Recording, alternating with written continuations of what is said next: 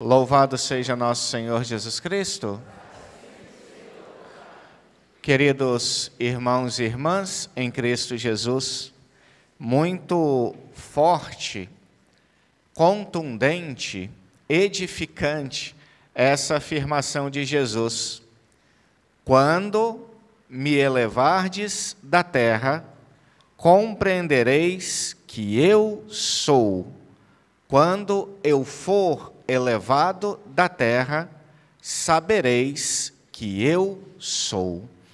Esse termo eu sou é a resposta do próprio Deus a Moisés no Antigo Testamento, quando Moisés perguntou a Deus qual era o seu nome. Parece assim o modo como a gente lê o Antigo Testamento, o modo como a gente lê Êxodo 3, onde está essa passagem, parece que é como uma resposta mal educada de Deus. Como se Deus estivesse dizendo a Moisés. Moisés pergunta a Deus qual é o seu nome, e quando Deus responde, eu sou aquele que sou. Parece que Deus está dizendo a Moisés, não é da tua conta saber o meu nome, mas não é isso que Deus está fazendo com Moisés. Na verdade, cada nação ali do Oriente Antigo tinha o seu Deus. Os babilônicos tinham Marduk, os assírios tinham Assur, os gregos tinham Zeus e vários outros deuses. Então, se Deus se desse um nome próprio, comum, ele estaria se colocando no nível dos outros deuses. No entanto, nosso Deus é único. Nós acreditamos na existência de um único Deus, Criador, origem de todas as coisas. Não só Criador, mas aquele que ama e que sustenta na existência todos os seres.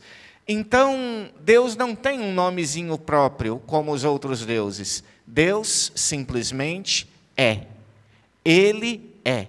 E o verbo ser em hebraico significa aquele que é presente. Quando Deus diz a Moisés, eu sou aquele que sou, Moisés entende Deus dizendo, eu sou aquele que estou presente. Quem é Deus? Presença. Presença amorosa. E como é o nome de Jesus? Emanuel. Deus conosco. Basta entender, então, o nome de Jesus, enquanto Emanuel, que nós entendemos que Jesus é Deus. Ele é o Filho eterno do Pai. O Pai que se revela a Moisés, dizendo, eu sou aquele que sou. Jesus, o Emanuel, o Deus conosco, agora diz aos fariseus, eu sou, compreendereis que eu sou. Jesus verdadeiramente é Deus, é o que ele está afirmando. E ele diz que os seus interlocutores compreenderiam que ele, de fato, é Deus na cruz. Interessante, porque a cruz é um momento de fragilidade na vida de Jesus. Ele realizou milagres, ele transformou água em vinho, ele fez Pedro realizar uma pesca milagrosa, ele fez pão milagrosamente e alimentou milhares de pessoas 2 vezes, ele caminhou sobre as águas. No entanto, a prova máxima da sua divindade não seriam os milagres, mas a cruz. Por que é que a cruz é a prova máxima de que Jesus é Deus? Simplesmente, queridos irmãos, porque Deus é amor. 1 João 4, 8. Deus é amor, e a cruz é a expressão máxima do amor. Sendo a cruz a expressão máxima do amor, e sendo Deus amor, Jesus Cristo é Deus. Prova, assim, a sua divindade na cruz. Ele é Deus, porque amou até o extremo, amou até a cruz. E amando até a cruz, todos que se voltam para ele são curados. Como aquela imagem, para quem tem alguma dificuldade com imagem, né? Olha Deus mandando que se façam imagens aqui. Deus diz, o povo começa a ser picado por serpentes, e Deus diz a Moisés, faça uma imagem numa haste. A haste que Moisés fez era justamente parecida com a cruz, hoje em dia. Só que ao invés de estar Jesus pregado, estava uma serpente enrolada, e o povo se ajoelhava diante daquela imagem da serpente. E não só ajoelhava, era curado. Porque aquela serpente na cruz prefigurava Jesus Cristo, crucificado, testemunhando, revelando a sua divindade, redimindo o pecado, pagando o pecado do mundo. E além de redimir o pecado, além de pagar o pecado de todos os homens, de todos os tempos, de todos os lugares, Jesus, que é Deus amor, por meio da cruz, Ele se dá a nós em alimento. Ele dá o seu corpo, Ele dá o seu sangue.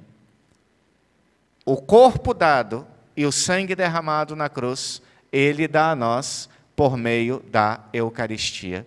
Então, Ele, por meio do seu sacrifício, paga os nossos pecados, e por meio do seu corpo oferecido, do seu sangue derramado por nós, na Eucaristia, Ele nos alimenta, para que possamos atravessar assim os desertos da vida.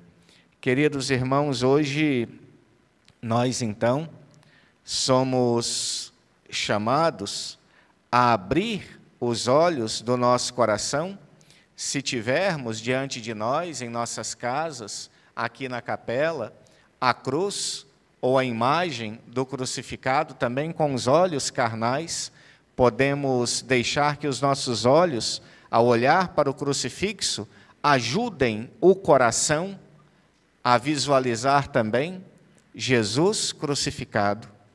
E diante dele, que é todo amor, todo bondade, todo ele derramamento de graças sobre nós, receber dele o perdão dos nossos pecados, buscar a purificação do nosso coração, e com um coração purificado, buscar a Eucaristia, no qual o seu corpo e o seu sangue são para nós alimentos.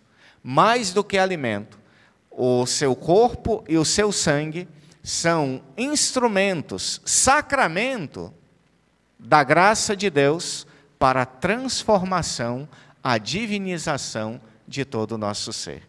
São essas as muitas graças, ou melhor, são essas parte das muitas graças que nós estamos por celebrar na Semana Santa. Nos aproximemos com fé, contemplando o crucificado e recebendo dele a salvação, o perdão e a vida nova.